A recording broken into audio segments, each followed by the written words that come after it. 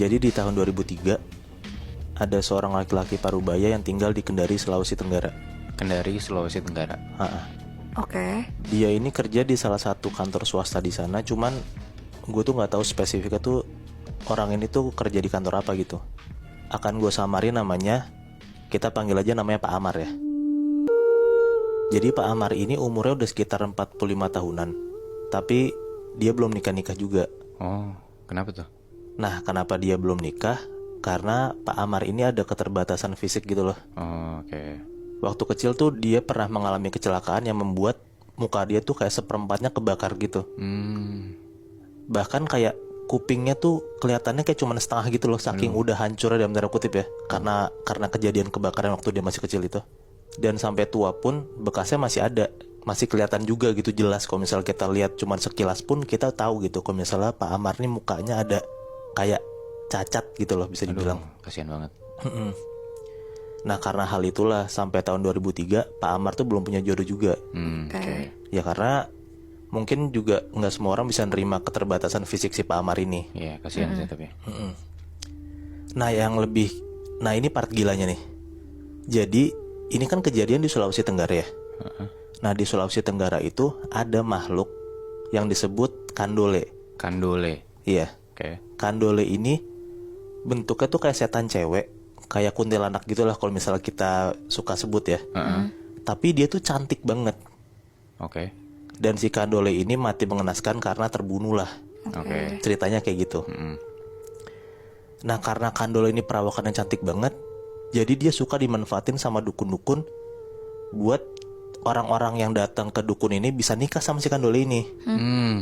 Gitu. Jadi orang-orang yang kayak seret jodoh, yang mau nyalurin nafsunya, nah si dukun-dukun ini bisa ngasih kandole buat dinikahin sama si orang-orang ini. Nah, si Amar ini ngelakuin hal itu. Dia datang ke dukun buat nikah sama kandole agar hasrat seksualnya Amar tuh bisa tersalurkan. Plus selama 45 tahun dia nggak punya istri, dia mau punya istri lah. Oke. Jadi dia mutusin buat menikah dan memelihara dalam tanda kutip si kandole ini. Oke. Ya ibarat kata kalau misalnya manusia nggak ada yang mau sama Pak Amar sampai mikir, ya setidaknya gue punya pasangan hidup walaupun itu makhluk gaib. Iya. Sampai kepikiran kayak gitu. Gokil sih. Nah, tapi kalau misalnya lo nikah sama kandole ini, memelihara kandole ini, ada beberapa syarat yang harus lo lakuin. Iya, pasti. Nah, lo harus kayak ngasih sesajen buat makanan si kandole ini. Oke. Ini yang pertama. Nah, terus di rumah lo harus kayak bikin kamar sendiri untuk si kandolenya ini. Lo harus menghias kamarnya, lo harus membuat kamar ini tuh senyaman mungkin agar si kandole ini betah tinggal di rumah lo itu. Oke. Dan yang satu lagi yang pasti juga harus lo lakuin, ya lo harus muasin hasrat seksual si kandole ini juga. Oh, oke. Nah, bener aja, setelah Amar nikah sama kandole ini, Amar tuh ngerasa kayak dia nih keputusannya tepat banget gitu untuk memelihara dan menikahi kandole ini. Oke. Kayak dia ngerasa seneng banget, dia udah ngerasa pede, dia udah bener-bener merubah hidupnya. Karena dulu dia udah rada desperate gitu, 45 tahun gak nikah-nikah, sampai akhirnya dia udah nikah dan dia bisa ngeluarin hasrat seksualnya. Dia udah kelihatan di depan semua orang kalau dia tuh berubah gitu loh hidupnya, sebahagia itu. Iya, benar. Nah, setelah 2 tahun si Pak Amar udah memelihara kandole ini, tiba-tiba di kantornya Pak Amar ada karyawan baru, cewek sedivisi sama Pak Amar juga, namanya Mita. Oke. Si Mita ini nama samaran juga ya, by the way. Oke. Nah, si Pak Amarnya tuh bisa ngelihat Mita tuh baik banget sama dia. Kayak kelihatan banget gitu, walaupun ya Pak Amar tuh punya keterbatasan fisik, si Mita tuh care sama Pak Amar. Pas di saat jam istirahat kantor tuh si Mita tuh suka nemenin Pak Amar makan gitu loh. Iya. Jadi Pak Amar tuh ngerasa kayak lama-lama Pak Amar nyaman sama si Mita. Di saat orang-orang lain tuh ngeliat Pak Amar tuh takut dan jijik, tapi beda sama Mita. Mita tuh bener-bener mau nemenin Pak Amar. Mita tuh bener-bener care sama Pak Amar, sampai pada akhirnya Pak Amar bisa dibilang suka sama Mita. Oke. Nah, habis itu si Pak Amar tuh ngeberaniin diri buat bilang ke Mita kalau misalnya Pak Amar suka sama dia. Oh, oke. Dan si Mita ngerasain hal yang sama kayak Pak Amar. Oke. Sampai pada akhirnya mereka mutusin untuk pacaran. Oke. Semenjak saat itu, karena Mita sama Pak Amar udah jadian, Pak Amar tuh setiap pulang kantor tuh jadi sering banget ke kontrakannya Mita. Sampai-sampai tuh Pak Amar setiap pulang ke rumah tuh bener-bener kayak larut malam gitu. Oke. Hal itu membuat Pak Amar tuh jadi nggak pernah lagi nengokin kamar kandolenya dia. Sampai-sampai kandolenya ini tuh udah nggak pernah disentuh sama sekali. Oke. Nah, singkat cerita, ada kejadian di mana pacarnya Pak Amar, si Mita ini 3 hari straight nggak masuk kantor. Oh, oke. Oke. Nah, karena si Mita tuh nggak masuk kantor, ya sebagai pacar ya Pak Amar worry gitu loh. Pak Amar tuh SMS-in Mita nggak dibales. Sampai-sampai Pak Amar tuh nyamperin kontrakannya Mita, kontrakan Mita kosong. Nah, si Pak Amar tuh mikir, apa jangan-jangan Mita pulang ke rumahnya ya, gitu. Oh, bukan di Kendari. Iya, bukan Ke di rumah Kendari, aslinya ke berarti. rumah aslinya. Oh, Pak Amar sampai datang ke HRD buat minta alamat lengkapnya si rumah Mita ini. Oke. Dan dikasihlah alamat ini ke Pak Amar. Nah, Pak Amar udah dapat alamat lengkap rumah aslinya Mita. Pak Amar datang ke Ya. rumahnya Mita. Sesampainya Pak Amar di rumahnya Mita, dan ternyata benar, selama ini Mita nggak masuk karena Mita sakit dan diurus sama orang tuanya Mita. Nah, pas nyampe rumah Mita tuh, Pak Amar tuh ngeliat Mita tuh cuma bisa berbaring gitu loh. Cuma bisa berbaring di kasur, nggak bisa gerak sama sekali. Dan diajak ngomong pun juga nggak ngejawab gitu, karena mukanya tuh lemes banget gitu. Nah, Pak Amar nanya lah ke ibunya Mita gitu, kenapa kok Mita tuh bisa kayak gini gitu loh. Nah, ibunya Mita tuh jawab, emang dari kemarin Mita tuh sakit panas, demam, sampai-sampai orang tuanya Mita tuh udah ngebawa Mita ke puskesmas. Tapi orang-orang puskesmas tuh sampai angkat tangan karena nggak bisa nyembuhin Mita. Oke. Tapi orang puskesmas itu bilang, kenapa Mita bisa sampai sakit, demam segala macem? Karena ternyata vaginanya Mita ini infeksi.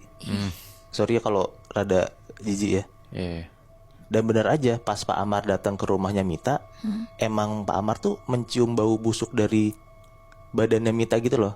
Shit. Dan ternyata Pak Amar baru tahu kan, kenapa ada bau dari badannya Mita. Ya karena vaginanya Mita udah infeksi, sampai-sampai ibunya Mita bilang vagina tuh kayak sering mengeluarkan darah gitu loh. Kayak gitu. Nah, dengar cerita kayak gitu, Pak Amar tuh ya kasihan lah gitu sama pacarnya kan, sama Mita. Pak Amar duduk di sebelahnya Mita. Pak Amar tuh ngelus-ngelus mukanya Mita, badannya Mita gitu. Pertama masih tidur nih Mita. Pas udah dilus-elus, ternyata Mita bangun. Pada akhirnya, pas Mita bangun dan ngeliat Pak Amar, hal pertama yang Mita lakukan adalah Mita tuh teriak kenceng banget.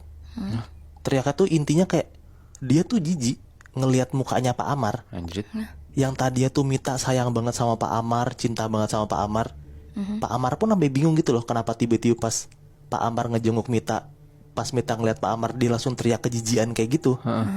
Nah, denger Mita ngomong kasar kayak gitu ke Pak Amar, ya Pak Amar otomatis sakit hati lah. Iya. Dia mikir kayak, akhirnya gue bisa nemuin orang yang bisa nerima gue apa adanya, tapi ujung-ujungnya gue tetap sakit hati. Karena kejadian itu, Mita sama Pak Amar akhirnya putus. Oke. Nah, karena Pak Amar tuh sakit hati banget sama Mita, ya Pak Amar pulang lah ke rumahnya kan. Dan Pak Amar ingat kalau misalnya di rumahnya ya masih punya kandole kan. Dia balik lagi ke kandolenya. Dia ingat juga kalau misalnya gue bisa menyalurkan hasrat seksual gue ke kandole gue lagi. Akhirnya di situ setelah sekitar 2 bulanan Pak Amar sama kandolenya udah nggak pernah bersetubuh lagi.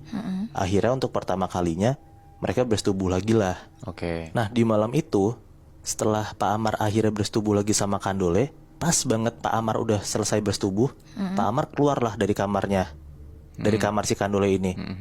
Pas banget Pak Amar keluar dari kamar si kandole ini, Pak Amar tuh ngerasa dia tuh kesakitan. Dan tepatnya rasa sakitnya itu berasal dari alat kemaluannya Pak Amar. Oke. Dan bener aja, pas Pak Amar ngecek di alat kemaluannya itu, ternyata kantong kemihnya Pak Amar tuh bengkak banget. Ih. Pas banget setelah habis berhubungan, langsung bengkak gitu loh. Sampai di satu titik pas Pak Amar tuh lagi kesakitan dan megangin kantong kemihnya, maaf banget nih, tiba-tiba kantong kemihnya Pak Amar pecah gitu aja. Di situ Pak Amar langsung geletak di lantai, dia pendarahan, dia mau minta tolong pun juga nggak bisa karena dia udah lemes banget.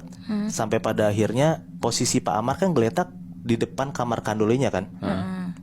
Nah, pas Pak Amar nengok ke arah kandolenya dan mau coba buat minta tolong ke kandolenya, ternyata Pak Amar ngeliat kalau misalnya kandolenya itu cuma duduk di atas kasur dan ngetawain Pak Amar. Aduh anjing. Nah, singkat cerita ini berakhir dengan kebesokannya warga-warga ngeliat kalau misalnya Pak Amar udah meninggal, geletak di rumahnya itu. Wow.